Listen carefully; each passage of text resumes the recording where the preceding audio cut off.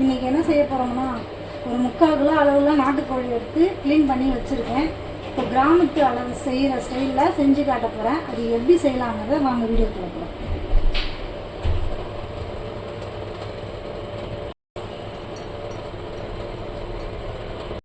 இப்போ நான் சுத்தமான ஒரு 100 கிராம் நல்லெண்ணெய் எடுத்துருக்கேன். இப்போ அந்த நல்லெண்ணெயில் தான் இந்த சிக்கன் நாட்டுக்கோழி குழம்பு வைக்க போகிறேன். அது இப்போது அடுப்பில் கடாய் வச்சுருக்கேன், சட்டி வச்சுருக்கேன்.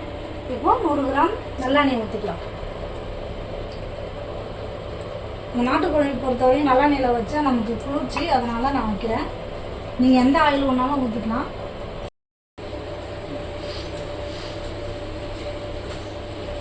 இப்போ இந்த நாட்டுக்கோழி குழம்புக்கு இப்போ ஒரு 1/2 டீஸ்பூன் சோம்பு, ஒரு 10 கிராம்பு, ஒரு அன்னாச்சி பட்டை, ஒரு 2 பட்டை, ஒரு 3 இலை. இப்போ இது எல்லாத்தையும் இலையை மட்டும் இப்போது நம்ம ஆயிலில் போட்டுக்கிறோம்.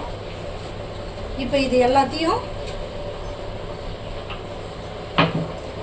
உரலில் வச்சு இடித்து தான் இப்போ போட போகிறோம். நான் எந்த மசாலாவும் போடல, அதனால் மசாலாலாம் கலக்காத ஒரு நாட்டு கிராமத்து முறையில் நான் வச்சு காட்ட போகிறேன்.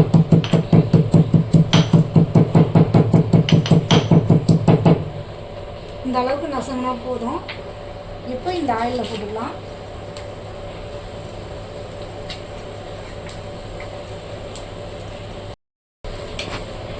பட்டை, கிராம்பு, சோம்புலாம் இடித்து போட்டோம் பார்த்திங்களா, அது நல்லா எண்ணெயிலேயே நல்லா வறுந்துச்சு.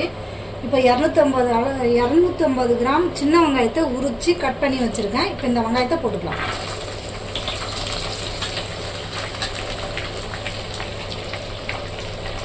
இந்த நாட்டுக்கோழி குழம்புக்கு சின்ன வெங்காயம் போட்டால் தான் நல்லா டேஸ்ட்டாக இருக்கும், உடம்புக்கும் ரொம்ப நல்லது. அதனால் நான் சின்ன வெங்காயம் சேர்க்குறேன்.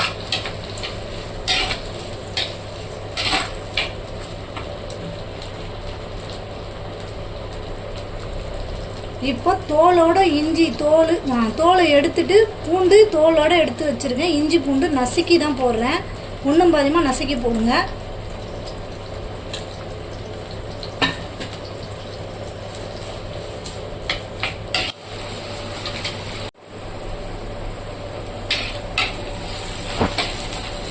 வெங்காயம், இஞ்சி பூண்டு, பட்டை, கிராம்பு இந்த மசாலாலாம் நல்லா வதங்கி வந்துடுது. இப்போ கட் பண்ணி வச்ச தக்காளியை போட்டுக்கலாம். கருவேப்பிலையும் போட்டுக்கலாம். நம்ம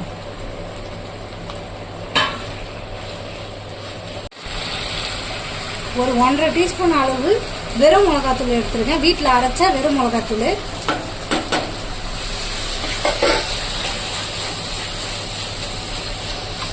ஏன்னா நாட்டுக்கோழியை பொறுத்த வரைக்கும் நல்லா உரப்பாக இருக்கணும், அதனால தான் நான் வெறும் மிளகாத்தூள் போடுறேன். 1 டீஸ்பூன் மஞ்சள்தூள். வெங்காயம், தக்காளி எல்லாம் மசாலாவும் வதங்கி வந்துடுது. இப்போ அலசி வச்ச நாட்டுக்கோழி வச்சுருக்கேன். இப்போ தண்ணி இல்லாமல், ஒட்ட தண்ணி இல்லாமல் இருத்து இதில் போட்டுக்கலாம்.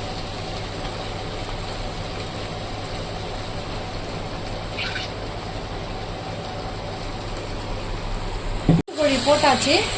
நல்லா இந்த மசாலாவெல்லாம் நல்லா மிக்ஸ் ஆகணும். நல்லா கலக்கி விட்டுக்கோங்க, ஒன்றோட ஒன்று ஒட்டுற அளவுக்கு இந்த மசாலாலாம்.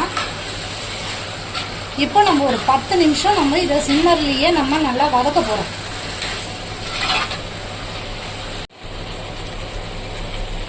தேவையான அளவு கல் உப்பு. இந்த சிக்கன் குழம்புக்கு முழுக்க கல் உப்பு போடுங்க, அப்போ தான் நல்லா டேஸ்ட்டாக இருக்கும். நல்லா நாட்டுக்கோழி அந்த மசாலாவிலே நல்லா வெந்துருக்கு பாருங்க, பாதி வேக்காடு, கால்வாசி வெந்துடுது.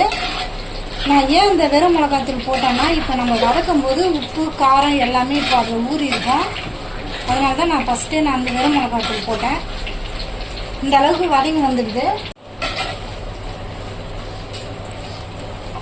இப்போ நான் வீட்டில் அரைச்ச குழம்பு மிளகாத்தூள் ஒரு 1/2 டீஸ்பூன் அளவு போட்டுக்கிறேன். நல்லா மசாலாலாம் நல்லா கலந்து வந்துடுது. நல்லா ஒரு கால்வாசி நல்லா இந்த கறி வந்துடுது. இப்போ இந்த அளவில் ஃபஸ்ட் தண்ணி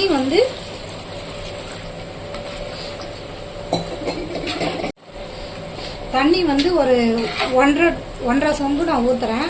நீங்கள் கிரேவியாக வேணும்னா நீங்கள் இதில் தண்ணியை கம்மி பண்ணிக்கலாம். நான் கொஞ்சம் குழம்பா இறக்கிறதுக்காக நான் ஒரு 1.5 சொம்பு அளவில் வைக்கிறேன். இது நல்லா ஒரு 3/4 மணி நேரம் நல்லா கொதிக்கணும். சிக்கனை பொறுத்த வரைக்கும் நல்லா வெந்தால் தான் நல்லாயிருக்கும். இது ஒரு 3/4 மணி நேரம் நல்லா வேகட்டும். இப்போ மூடி போட்டு நல்லா வேக வச்சுக்கணும். கொஞ்சமாக கருவேப்பிலை கொத்தமல்லி போட்டு இப்போ நம்ம மூடி ஒரு 20 நிமிஷம் இல்லை 3/4 மணி நேரம் நல்லா கொதிக்கிட்டோம். இப்போ ஒரு 3/4 மணி நேரம் ஆயிடுது. கலந்து பார்க்கலாம் எவ்வளோ சூப்பராக நல்லா திரிஞ்சு நல்லா பக்குவத்துக்கு வந்துடுச்சு. இந்த சமயத்தில் வேர்க்கடலை ஒரு டீஸ்பூனு, பொட்டுக்கடலை ஒரு டீஸ்பூனு, மிளகு ஒரு 1.5 டீஸ்பூன் போட்டு நல்லா அம்மியில் பொடி பண்ணி வச்சுருக்கேன். இப்போ இதை போட்டுக்கலாம்.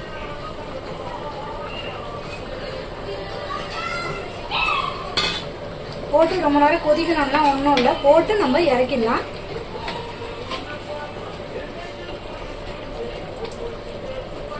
அவ்வளோதான்.